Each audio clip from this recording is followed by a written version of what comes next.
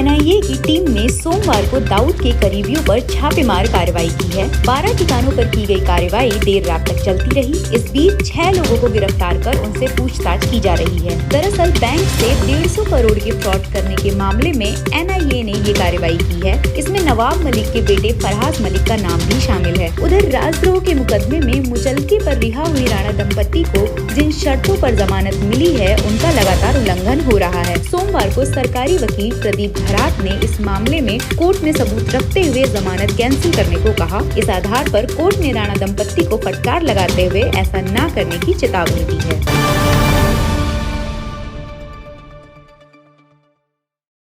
मुंबई में दाऊद के करीबियों पर एनआईए ने बड़ी कार्रवाई कर उनके 12 ठिकानों पर छापा मारा है। एनआईए की टीम ने दाऊद के गुर्गे छोटा शकील सहित उसके रिश्तेदारों के ठिकाने पर छापामार कार्यवाही की है। टीम ने अब तक 6 लोगों को गिरफ्तार कर उनसे पूछताछ शुरू कर दी है। Suhel Khandwani Touchwood real estate company में निदेशक हैं। 6 साल पहले नवाब मलिक के बेटे फरहाज मलिक भी इसी कंपनी के निदेशक रह चुके हैं। कंपनी में फराज के अलावा फारूक और जकारिया भी पार्टनर हैं और एनआईए अब इनसे भी पूछताछ करेगी। बताया जा रहा है कि फराज को छोड़कर ये सभी लोग एसोसिएट हाई प्रेशर टेक्नोलॉजी के बोर्ड में शामिल हैं। 150 करोड़ रुपए की बैंकिंग धोखाधड़ी मामले में सीबीआई जांच कर रही है। इस बार मलिक सहयोगी सुहेल खंडवानी पर भी टीम ने कार्रवाई की है। खंडवानी के माहिम स्थित घर पर सुबह से ही कार्रवाई शुरू हुई जो देर रात तक चलती रही। वहीं 1993 मुंबई बम धमाकों से संबंधित लोगों के 3 ठिकानों पर भी एनआईए ने कार्रवाई की है। राजद्रोह के आरोप में गिरफ्तारी के 13 दिन बाद जमानत पर रिहा हुई अमरावती से निर्दलीय सांसद नवनीत राणा की मुश्किलें बढ़ सकती हैं। 50,000 के मुचलके पर रिहा हुई राणा दंपत्ति को लगातार मीडिया से बात करने पर मुंबई सेंसस कोर्ट ने फटकार लगाई है।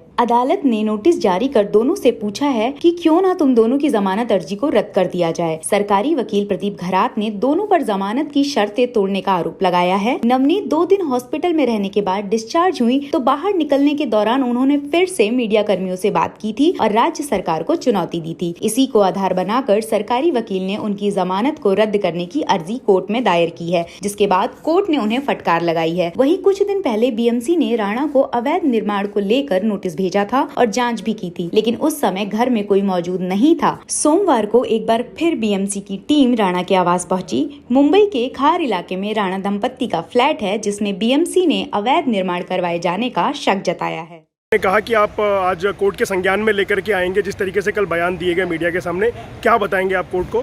देखिए, उनको जब जमानत दी गई तो जो जमानत की ऑर्डर है उसमें ऐसा ही है कि अगर ये मीडिया के सामने आके इस विषय पर कुछ वक्तव्य करे तो उसी समय उनकी जमानत जो है वो कैंसिल हो जाती है। तो अगर उन्होंने वैसा वक्तव्य किया तो ऑटोमेटिक उनकी जमानत अब कैंसिल हो चुकी है और उसके लिए उनको अलग ऑर्डर लेने की कुछ ज़रूरत नहीं है।